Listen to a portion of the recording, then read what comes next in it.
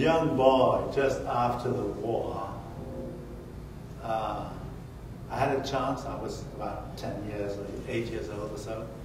I was sometimes invited with my aunt and my uncle and their wonderful daughters, and they had one son who was my hero, and I went there, and it was marvelous because they had this big house along the river, and you went there and you saw the house, and you through the house, and you had the big garden, and you came on the river, and we could swim, and we could use the boat, and they had everything. And the best was the other side of the house. So when you turned around and went through the house in the front, you looked out, what you saw was something like this. This was Pernis. Pernis is near Rotterdam, and it's the biggest refinery. It used to be, at least in Holland, of course, probably in the world, I don't know. And my uncle was responsible for the well-being of that installation. And it was amazing, you see. You saw all these big things, and he would show me around and said, here we crack the oil, you know. And he was very pathetic about that. I never understood what that was, but it was impressive. And there were big flywheels spinning around, and there was an eternal flame as well, and there were all these other paraphernalia that impressed me very much. Now, the best of that was the stench. Because the stench was, we would now say horrible, but then we found it marvelous, because it was the time of reconstruction of a country that had been destroyed during the war. And this meant wealth. You smelled the wealth and the power, you know, of industry, of technology, and it was great. And still some of that mentality persists today. I saw this here in the International Arab Tribune. How are we going to solve these great problems that we are being confronted with at the moment? Well, the solution is technology, you know. And that is the same stuff around. And there is a kind of philosophy behind this. And I have a very simple cartoon that explains some aspects of it, but it's very simplistic. Here it is. Now you have here, in the middle, a box. And in that box, there is a spiral. And the spiral is a spiral of science and technology. They help one another, and they just go ahead and produce innovation all the time. And these things spiral around, and you get new things, and as long as it works, you see, you get dollars coming out of that box all the time, lots of dollars. And you put some of these dollars back and feed the spiral, and it comes back, and much more money comes out, and that's how it works. Now, this whole box is floating in a matrix of myth. Understand? What is a myth? It could be anything.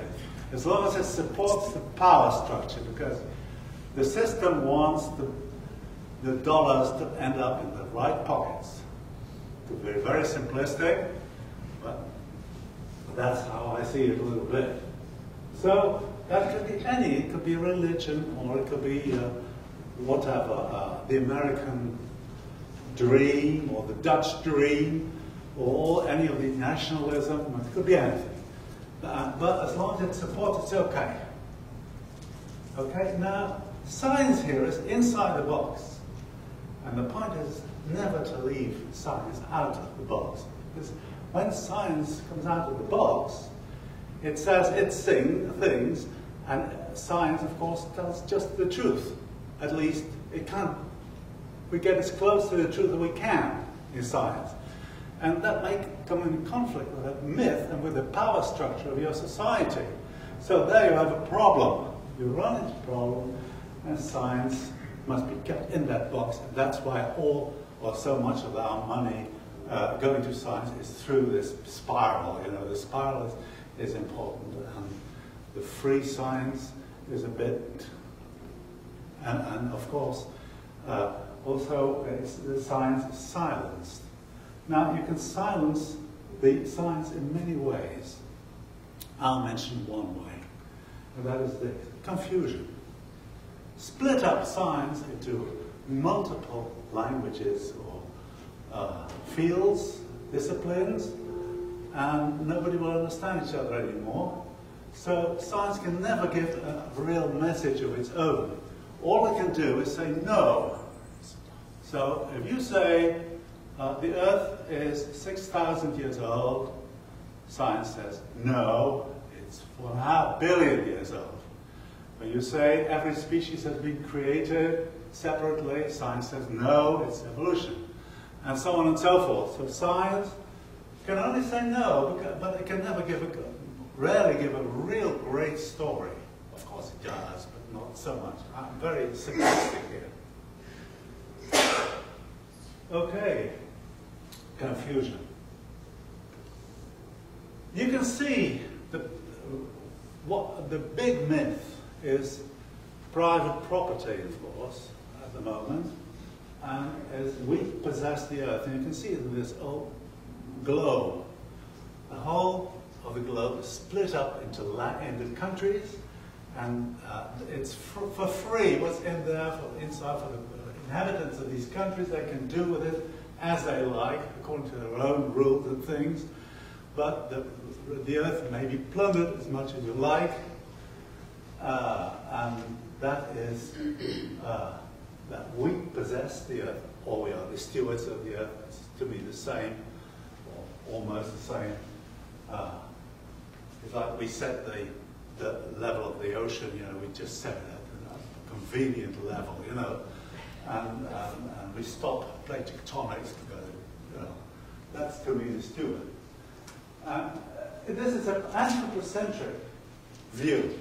We discussed what that means, and I think this is what anthropocentrism, the last remain of anthropocentrism, it was chased out of our minds over the last few centuries through science, but now this remained for a long time, until we saw this. Suddenly we could see that the Earth is not, we don't possess this. This is an autonomous system, and we're not even visible. You see also the difference between the moon and the Earth and the enormous expanses, and especially the long history that separates these two bodies. They have been apart and together for billions of years.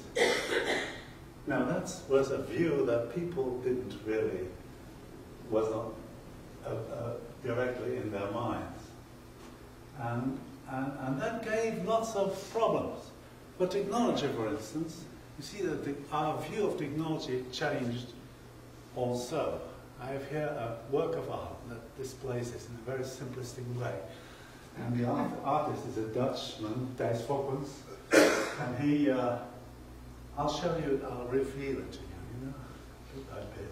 So that's the technology, science and technology, construction.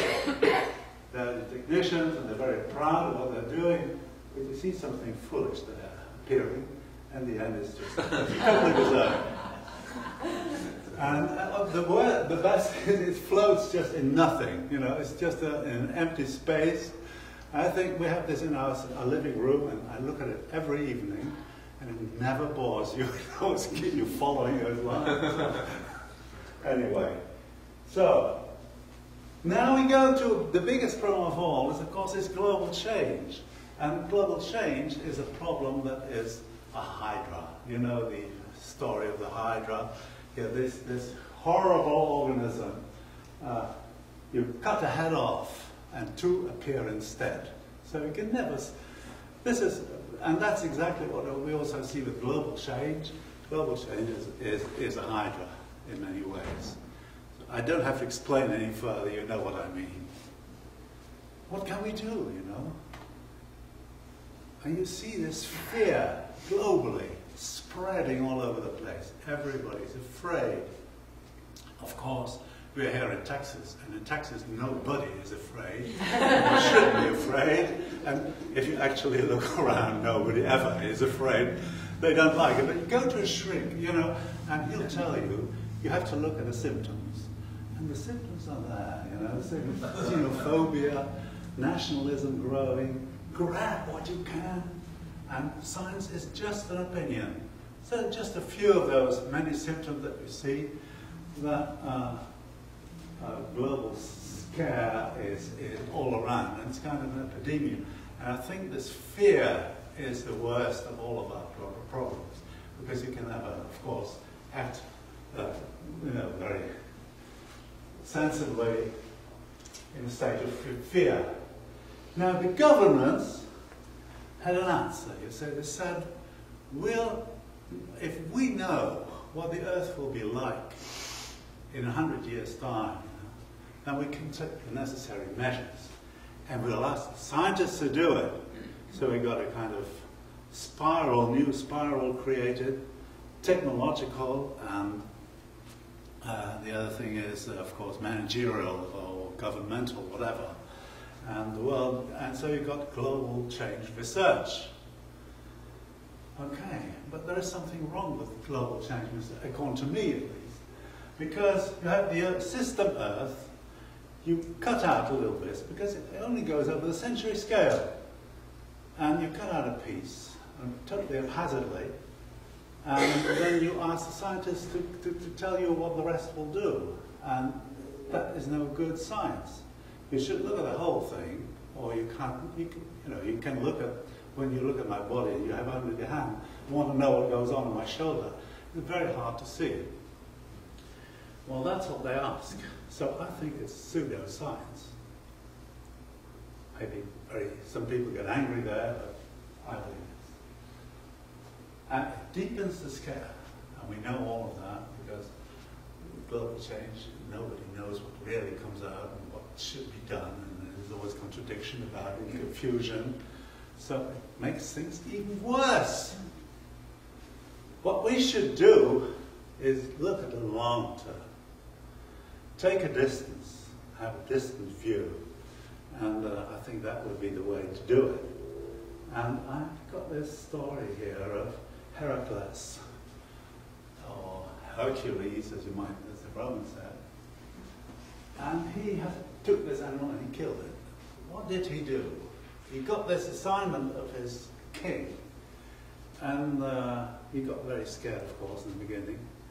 But then he sat back and he began to look at that monster. And he thought, how does it work? What are his weak spots? So what he did, he looked at the whole thing, and he looked at how it worked. What are the weak spots? And then he discovered, and that unfortunately is not very well to be seen in this plate, in this figure, but what he did, he invited another friend of his and gave him a torch, burning torch. And then he took a sword and he cut out the head, and this friend of his just stopped killed the head, how do you call that? Burned the wound so that no two heads could grow. And then he took the other head, and that was the answer. So it worked, and he killed it. And I think what he did is actually big science, but in a very, of course, primitive way. There wasn't much science around, but he took it and he had this detachment, which we need. We were involved, but what we need is detachment. Okay? And so he had a reality congruent orientation. It was congruent with reality.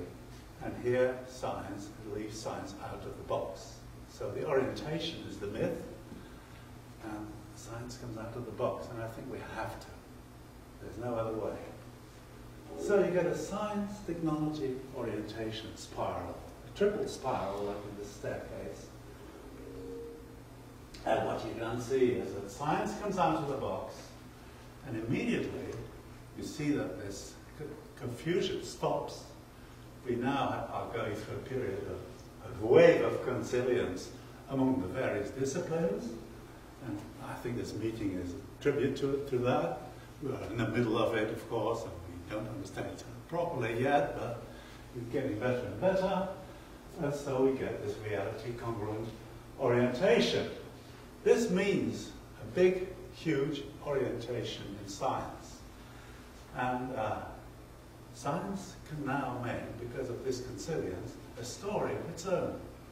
And this, of course, is different from all the no's we had in the past. We can just enter the marketplace of all the myth, of all these billions of myths are around. But we have one advantage. We are more reality congruent. And if you like that, I think it's a good thing. So there is a big future for science to be discovered. And I am giving you the opportunity to start it, you know. Anyway, this is what I call Earth system science. I'm not using in my lecture the name Gaia because I think personally that you should mix myth and science, you know. Science should be separated from the myth.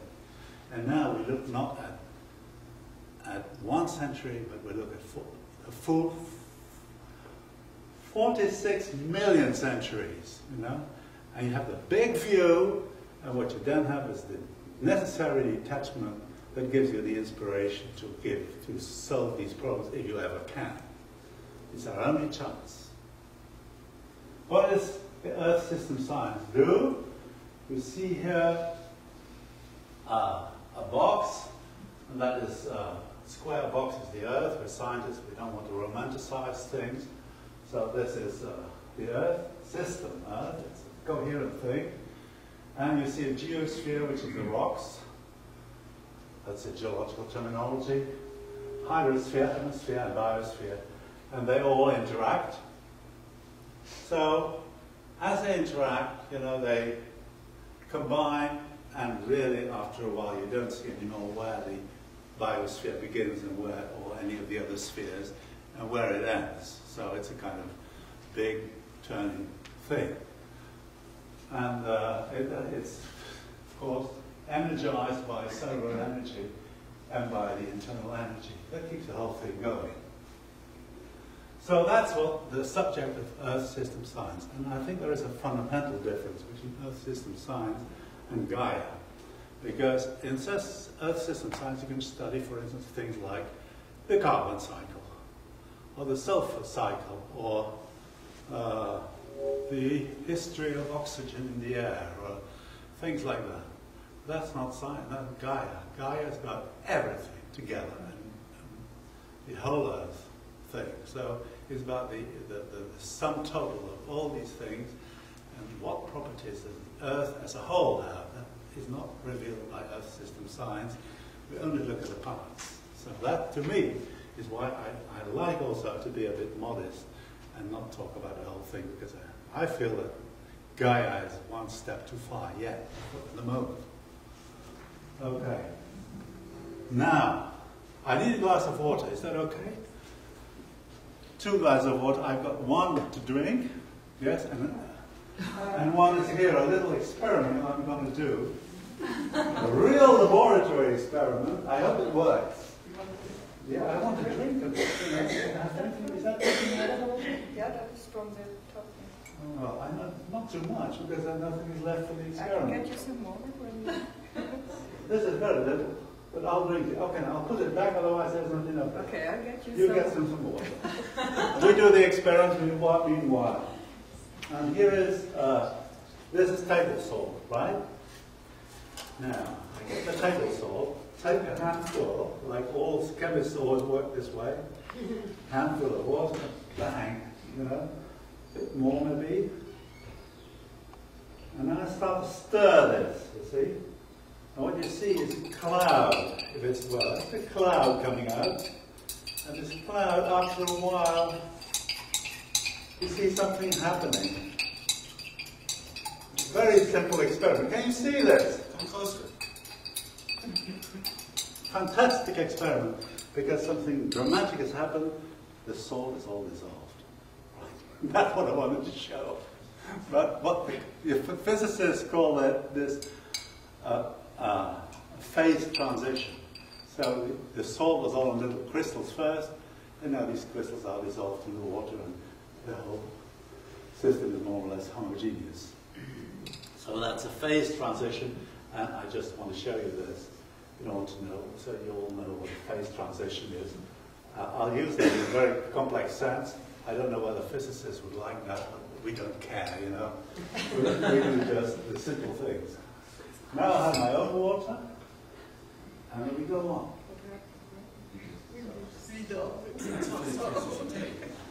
Remember, we were trying to, where is this machine? Okay. We were trying to look at the Earth from great distance, 46 million centuries, Earth system science. Now, all I want to do is give you a very, very simplistic view of what the Earth has gone through over the years, and you will see various of these phase transitions. Remember, there's one thing you will notice, is that there is a kind of ratcheting going through the whole Earth system. You see this little man going up, and that's because of this wheel here and this machine. This is the ratchet. That turns round, and it can only turn around to the left. Okay? So click, click, this goes, and it can never go back anymore. That's the ideal ratchet, of course. And then it turns this man up, and he goes up, and he's very proud that he's made this fantastic installation, but after a while he discovers he can never get back anymore. He goes up, and he just disappears behind the clouds. Okay? Well, that is Earth history in a nutshell. You see, what you have there is a kind of cumulative evolution. Everything formed, builds always from the past and builds up. And it's like we're standing on the shoulders of giants, as Newton said it. And that means also the system builds up a memory of this whole story. Now you know that, of course, it's never so ideal. Sometimes the whole thing slips back. But what's very remarkable is after it slipped back, okay, great catastrophes that I'm referring to here, it just veers back again. You would think we need another million years to build up again. No, in a million years or so, bang, it is up back, and it goes on. Maybe in a totally different direction. So that's also a source of innovation. Anyway, that is the ratchet. Now, this is, it should be, lights should be out, but you can see this. It's just a glowing bulb, you know, and this ball is the ancient Earth, very early on. We see meteorites falling in and so on. It's a very wild tohu, bohu here. Everything is mixed and there is no ordering, as far as you can see. So this is the very early Earth. Let's start there. I think 4.5 billion years or so, I don't know. And now we go further on and you see this here. There is a differentiation going on.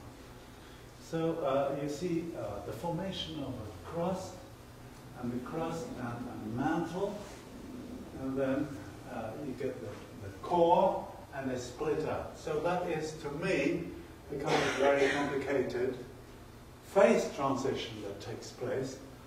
And after a while, you have a totally different Earth. With an atmosphere, of course, and we get an ocean very soon. And that is a phase transition. But it's ratcheting up further.